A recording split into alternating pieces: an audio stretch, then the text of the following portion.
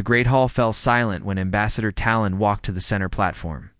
He was a tall being with silver skin and 4 arms, and today those arms were shaking. Around him sat representatives from 4,000 different civilizations. Some had scales. Some had feathers. Some were made of crystal or light. But all of them could see the fear on Talon's face. "I have received news," Talon said. His voice echoed through the massive chamber. "The Morith Dominion has declared war?"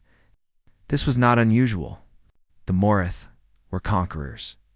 They had taken over 200 worlds in the last 1,000 years. They were brutal and efficient. Several council members simply nodded, waiting to hear which poor civilization would fall next. "They are attacking a planet in the Orion Arm," Talon continued. "A world called Earth." The silence broke like glass. Screams erupted from every corner of the chamber. Council members jumped from their seats.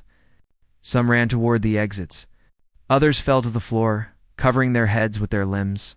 A being made of pure energy flickered and disappeared completely. Council Archivist Rayla, small creature with blue fur and large eyes, stood frozen at her station. Her screens filled with data about the target world. Data that made her blood run cold. Order, order.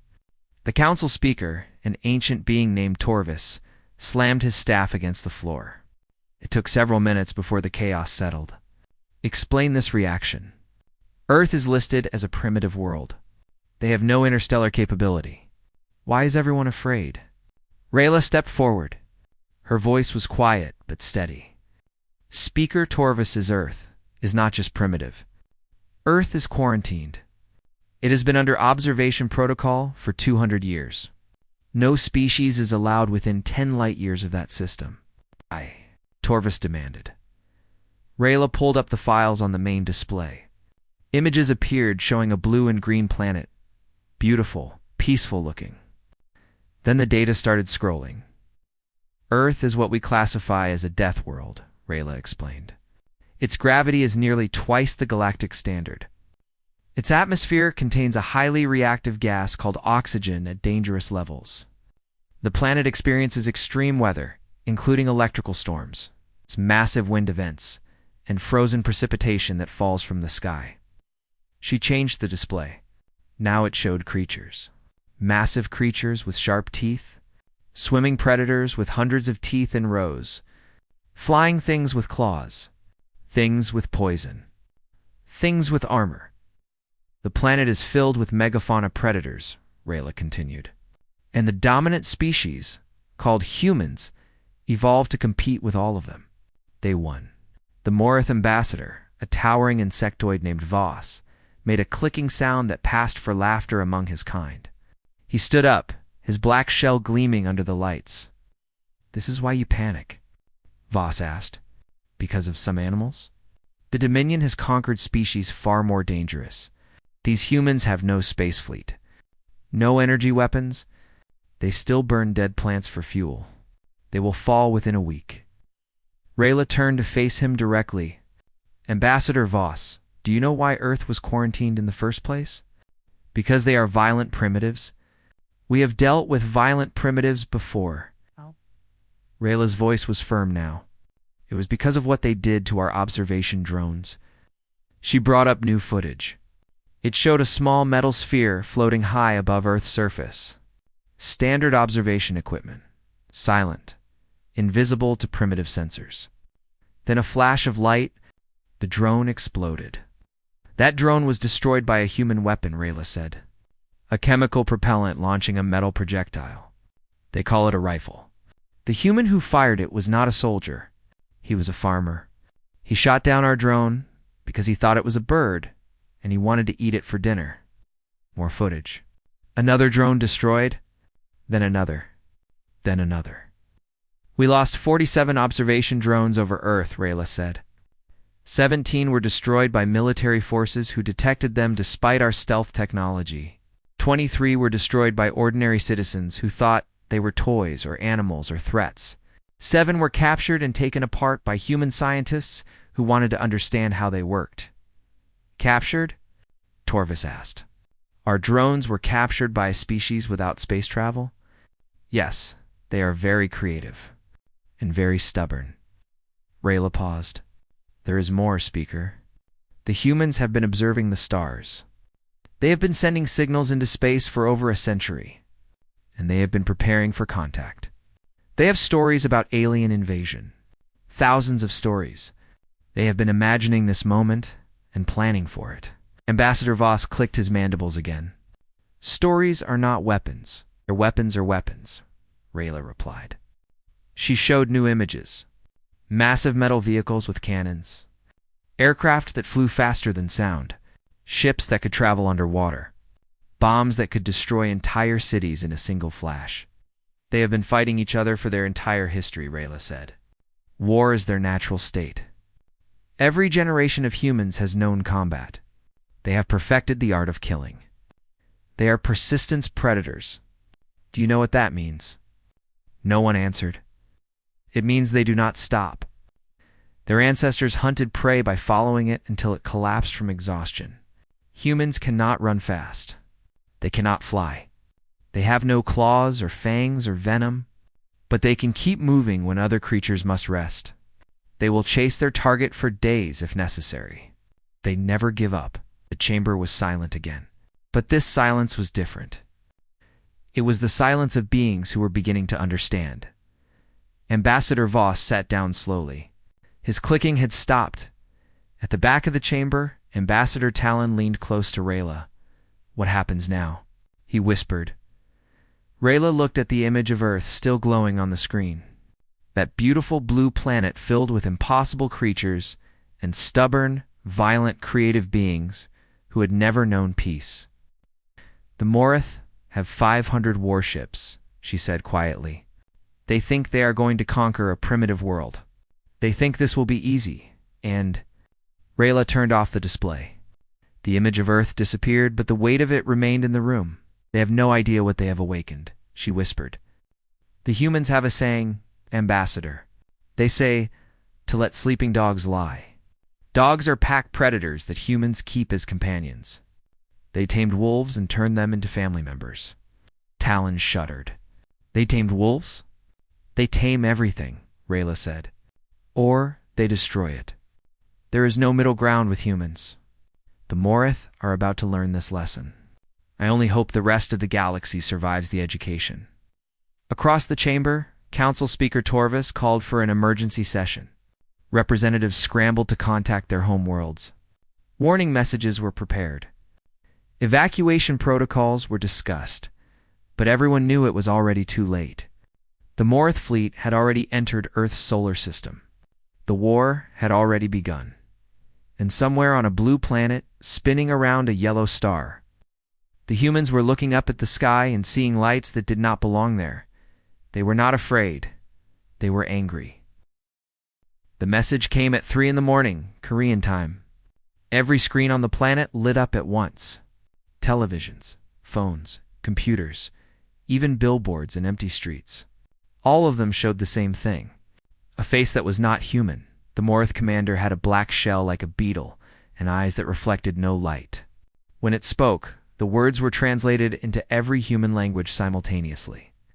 People of Earth, I am Fleet Commander Crix of the Morith Dominion. Your planet has been selected for incorporation into our empire. You will surrender all weapons. You will submit to processing. Resistance will result in extermination. You have 6 hours to comply. The message ended. The screens went dark. For exactly 17 minutes, nothing happened. The world held its breath.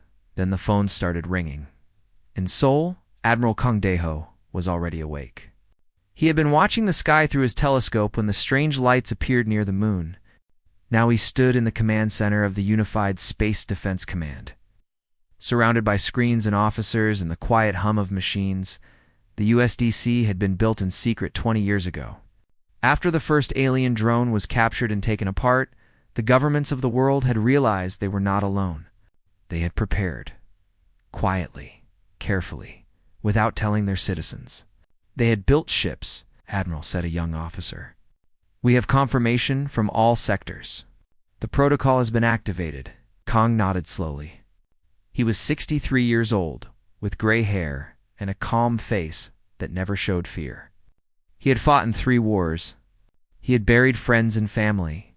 He had seen the worst that humans could do to each other. But today was different.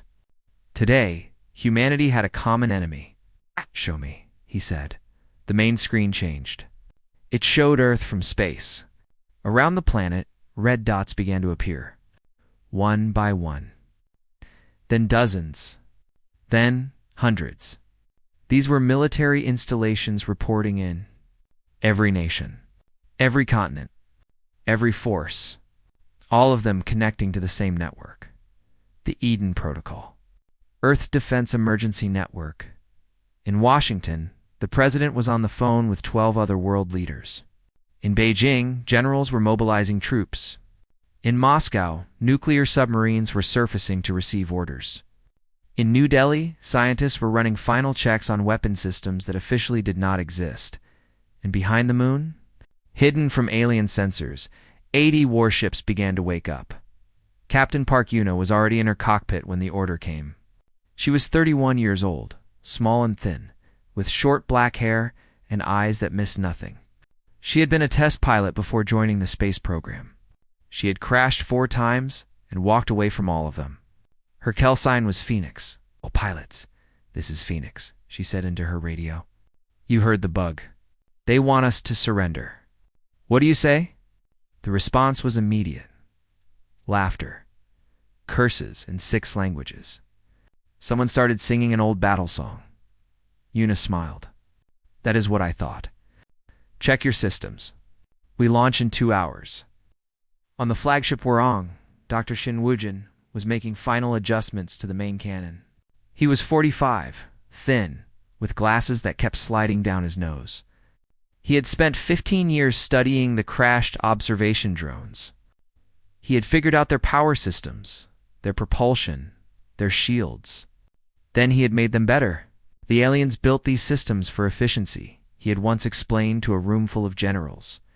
They never considered combat. Their shields can stop cosmic radiation and small debris, but they cannot stop a solid metal slug moving at 1% of light speed. The generals had looked at each other. Then they had smiled. Now those weapons were ready. 80 ships armed with technology that mixed alien science with human violence. Shields that could take hits. Engines that could outrun anything. Guns that could punch through steel like paper. Admiral Kang appeared on every ship's screen. His voice was steady. "They came here expecting sheep," he said. "They will find wolves. Every person on this planet is counting on us. Every mother, every child, every elder who cannot fight. We are their shield. We are their sword. Today we show the galaxy what humanity can do. Today, we make them remember the name Earth." The fleet moved out from behind the moon. The Morith detected them immediately. Fleet Commander Crix stared at his sensors in confusion. The primitive world had ships. That was impossible. His intelligence said they had barely reached their own moon. They should have been helpless. "Unknown vessels approaching," his officer reported. 80 ships. Small configuration does not match any known species. "Destroy them," Crix ordered. He was not worried. His fleet had 500 warships. Each one had conquered worlds. Each one was crewed by trained soldiers of the Dominion. What could 80 primitive ships do against that? Captain Yuna led the first wave. 50 fighters screaming through space at speeds that made the Morith sensors glitch. She pulled a turn at 15G. Her body pressed into the seat so hard she could feel her bones creaking. A normal being would be unconscious. A normal being would be dead. But Yuna was human. Humans had evolved on a heavy world. Their bodies were built to survive punishment that would kill any other species in the galaxy. She laughed as she completed the turn and opened fire. The first Morith ship exploded, then the second, then the third. Across the Morith fleet, confusion turned to panic. Their weapons could not track targets moving that fast. Their shields were not designed for kinetic impacts. And worst of all, the human pilots would not die. Their bodies should be pulp. A Morith officer screamed into the communications channel. "No living creature can survive those maneuvers. Why are they still fighting?" Commander Crix watched as his forward ships burned. He watched as human vessels danced through his formation like angry insects, striking and retreating and striking again. He watched as his perfect invasion fleet began to fall apart. "All ships," he ordered, his voice no longer calm. "Focus fire on the enemy flagship. Destroy their command structure." 100 Morith weapons turned toward the Warong. Energy beams and missiles and plasma bursts, all aimed at a single target. Admiral Kong did not flinch. "Dr. Shin," he said quietly, "show them what we built."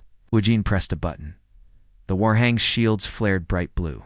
Every shot, every beam, every missile hit the barrier and dissolved into nothing. The alien technology absorbed the energy. The human modifications redirected it. Then the main cannon fired. A single shot. A tungsten rod the size of a bus accelerated to incredible speed. It crossed the distance between ships in less than a second. It hit the Morith command cruiser directly in the center. The ship did not explode. It simply stopped existing. One moment it was there. The next moment, it was debris. Commander Crix died without understanding what had happened. Back on Earth, people watched the battle on their screens. They watched their ships fighting. They watched alien vessels dying. They watched and they cheered and they cried. They were not helpless anymore. They were fighting back. And they were winning. The battle had been going for 18 hours. The asteroid belt between Mars and Jupiter had become a graveyard of broken ships and floating bodies. The Morith had lost their commander, but they still had numbers. 400 ships against humanity's remaining 60-2 on the Warang. Lieutenant Hanari stared at the tactical display. She was 28 years old, with tired eyes and a mind that never stopped calculating. Other officers called her crazy. She preferred the word creative. "Admiral," she said. "I have an idea." Kong looked at her. His uniform was stained with coffee and his eyes were red from lack of sleep. But he was still standing. Still thinking? Still fighting? "Tell me." Nari pointed to the display. 3 human ships were badly damaged. Their engines were failing. Their weapons were offline. They were dead in the water. "We use them as rams," she said. "Load them with explosives. Aim them at the Morith carriers. Let the crews evacuate first." The bridge went quiet. Ramming was not a tactic any civilized species used. It was wasteful. It was desperate. It was insane. Admiral Kang looked at the 3 dying ships on the screen. He looked at the 400 enemy vessels still fighting. He looked at Earth, small and blue in the distance. "Do it," he said. Across the battlefield, the damaged human ships began to move. Their skeleton crews pushed the engines past all safety limits. Warning lights screamed. Metal groaned. The ships accelerated toward the Morith formation. The Morith commanders laughed. What were these humans doing? Throwing broken ships at them. This was not war. This was comedy. Then the ships hit. The first ram struck a Morith carrier directly in its fuel storage. The explosion was so bright it temporarily blinded sensors across the entire fleet. The carrier broke in half, spilling bodies and debris into space. 2 nearby ships were caught in the blast and destroyed. The second ram missed its target but plowed through a formation of destroyers. It took 7 ships with it before finally exploding. The third ram hit the Morith ammunition ship. The chain reaction lasted for 3 minutes. When it ended, 42 Morith vessels no longer existed in the Galactic Council chamber. Thousands of light years away, beings watched in horror. "They are using suicide attacks," Ambassador Talon whispered. "In space warfare?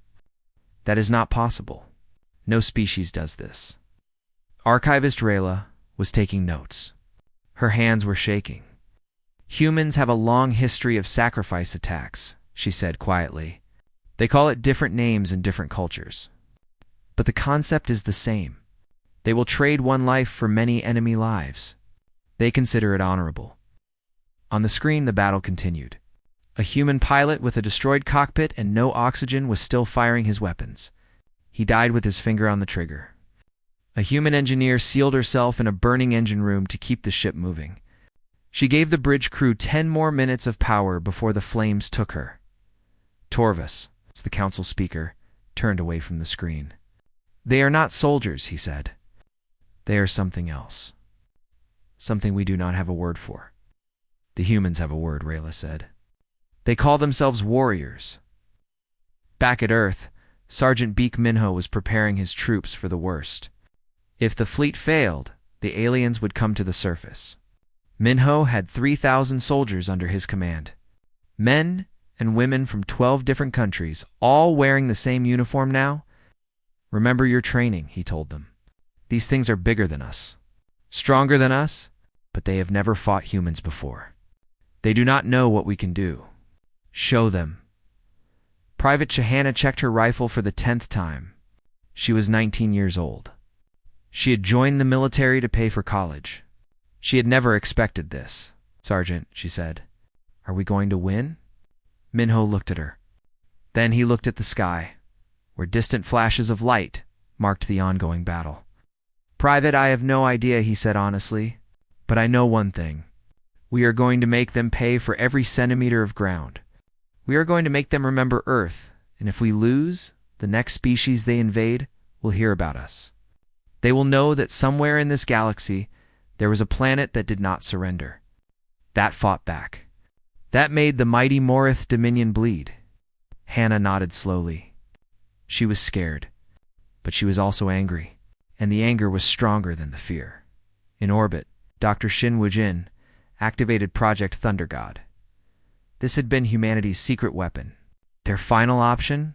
A network of satellites positioned in the asteroid belt, each one equipped with mass drivers, capable of redirecting asteroids toward any target. The Galactic Council had banned kinetic bombardment from asteroids 3,000 years ago. It was considered a war crime. The damage was too great, too indiscriminate, too permanent. Humans had never signed that treaty. Woo-jin targeted the largest concentration of Morith ships. He selected 3 asteroids, each one the size of a building. He calculated the trajectories. He checked his numbers twice, then he fired. The asteroids moved slowly at first, then faster and faster. By the time the Morith detected them, it was too late. The rocks hit their formation at several kilometers per second. The result was not an explosion. It was an extinction. 112 Morith ships ceased to exist in less than 10 seconds. The debris from the impact created a cloud so thick that sensors could not see through it. When the cloud cleared, the Morith fleet had lost 60% of its strength. The remaining ships were scattered, confused, leaderless. A new commander, young officer named Veth, took control of what was left. He looked at the human fleet. Still fighting? Still coming? Still refusing to die?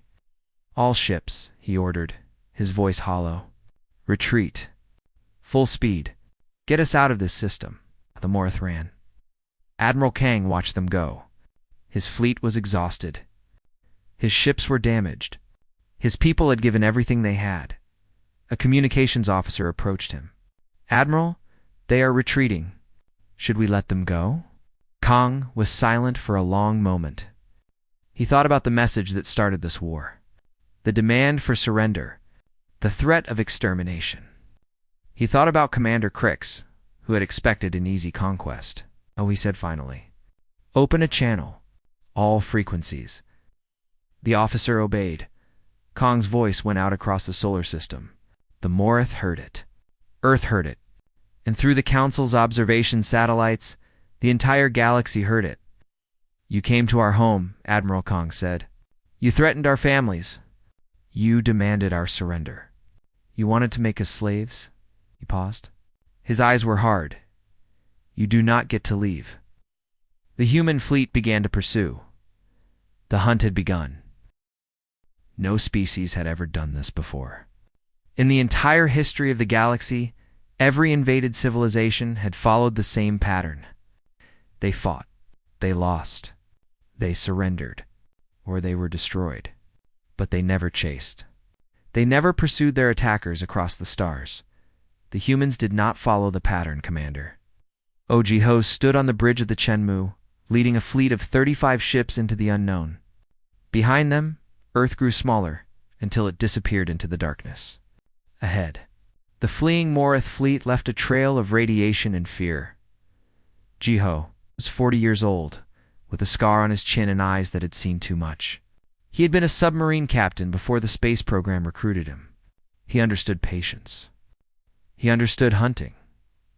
"Status report," he said. "Enemy fleet is 12 hours ahead," his tactical officer replied. "They are moving toward Morith border space. Estimated arrival in 6 days." Now 6 days. That meant 6 days of chasing through empty space. 6 days of cold meals and short sleep. 6 days of watching blinking dots on a screen and waiting. Gho smiled. Humans were good at waiting. They'd evolved to chase prey across endless plains, following footprints and blood trails until their targets collapsed. This was no different. "Maintain pursuit speed," he ordered. "Do not let them rest." Across the fleet, engineers worked miracles. Chief Engineer Yoon Subain had not slept in 40 hours. But she was still moving through the engine room of the Chenmu, fixing problems that should have been unfixable. A coolant line had burst. She sealed it with tape and prayer. A power conduit was failing.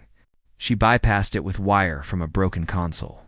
A thruster was misfiring. She kicked it until it worked. "Chief," a young engineer said, "how do you know how to fix alien technology?" Subin wiped grease from her face. "I do not," she admitted. "But machines are machines.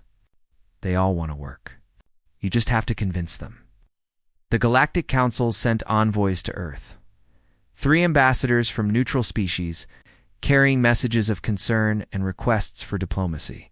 They landed in Seoul and were taken to meet with Earth's new government. "You must stop this pursuit," the lead envoy said. He was a tall being with feathers and a nervous twitch in his neck. "The Morith are retreating. The war is over. Continuing this aggression will destabilize the entire region." Earth's representative was a woman named Seo Yoonji. She was 55 years old, with gray-streaked hair and a face that could have been carved from stone. Before becoming an ambassador, she had been a prosecutor. She knew how to argue. "The Morith invaded our world," she said calmly. "They killed our people. They threatened to enslave our entire species. The war is not over until we say it is over. But you have won. You have defended your planet. There is no need for more violence." Yenji leaned forward. "Tell me, Ambassador, if someone broke into your home and tried to kill your family, would you be satisfied with just making them leave? Or would you make sure they could never come back?" The envoys had no answer. In space, the pursuit continued. The Morith tried everything to escape. They split their fleet. The humans split theirs to follow. They hid in asteroid fields. The humans found them. They ambushed their pursuers. The humans fought through and kept coming. Pilot Quan Era flew her fighter until the controls wore grooves into her gloves. She was 33 years old, with the highest kill count in the fleet, and nightmares that would not stop. Every time she closed her eyes, she saw the faces of pilots she had lost. Friends who had died in the first battle. Rivals who had become heroes. But she kept flying, because stopping meant thinking, and thinking was too painful. "Contact," her wingman reported. 3 Morith destroyers hiding behind that moon." "I see them," Ara replied. Her voice was flat, empty. "Follow me in." She dove toward the moon at full speed. Her wingman tried to keep up, but fell behind. Ara did not slow down. She could not slow down. If she stopped moving, the ghost would catch her. 3 enemy ships. 12 guns on her fighter. She calculated the angles in her head and opened fire before the Morith even knew she was there. 30 seconds later, 3 destroyers were debris. "Phoenix Squadron," she broadcast. "Targets eliminated." Moving to next sector, her wingman caught up to her, breathing hard. "Ara, you cannot keep doing this. You need rest. You need to talk to someone. I need to finish this," she said. "We all do." The fleet crossed into Morith space on the 5th day. They passed a border station that had been abandoned. The crew had fled when they saw human ships approaching. Commander Jiho captured the station and downloaded its databanks. Inside, he found communication logs, messages from Morith worlds begging for help, transmissions describing the human monsters who would not stop, would not negotiate, would not show mercy. He found recordings of human soldiers singing battle hymns during combat.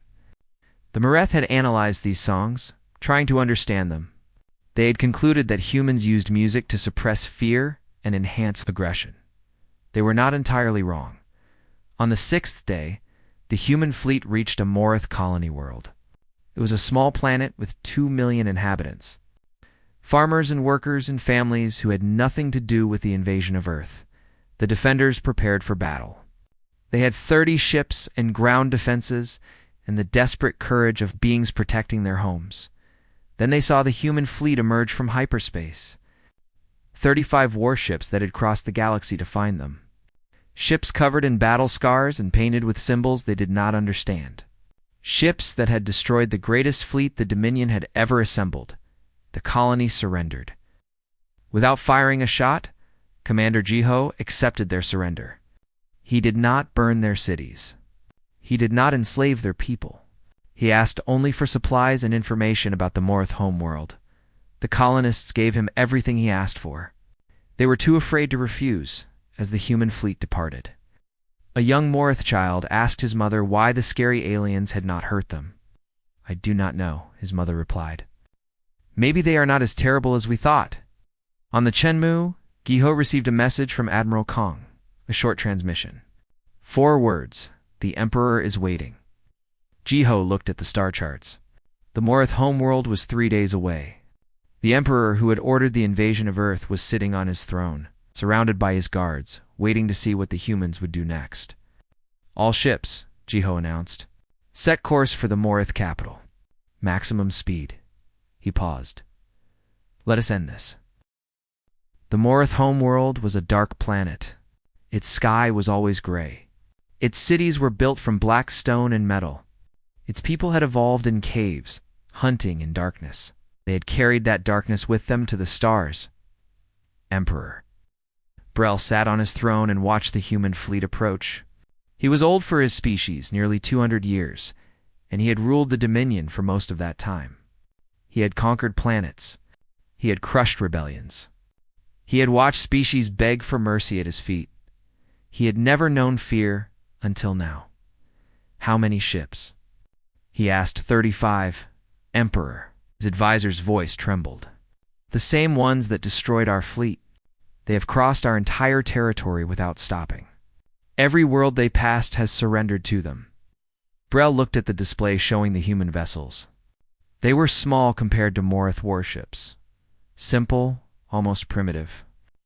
But they had torn through the greatest military force in 300 light years, like it was nothing. "What do they want?" "They want you, Emperor. Admiral Kang has demanded your personal surrender." Brel was silent for a long moment. Outside his palace, millions of his people waited. They knew the humans were coming.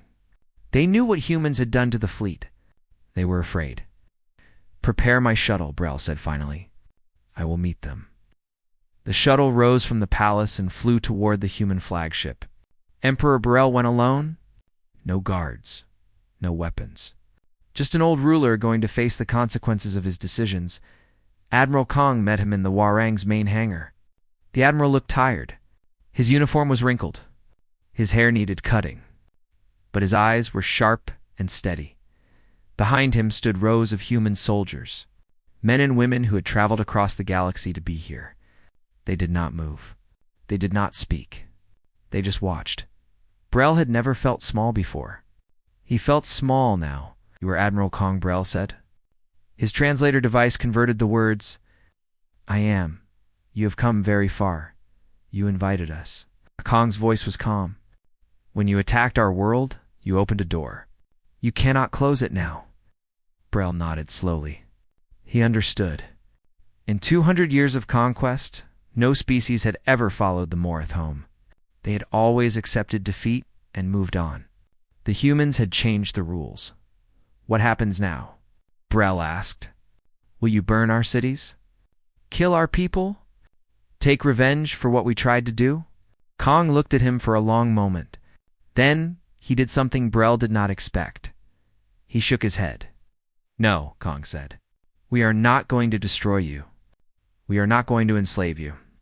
We are not going to do any of the things you would have done to us. Then what do you want? Peace. Kong stepped closer.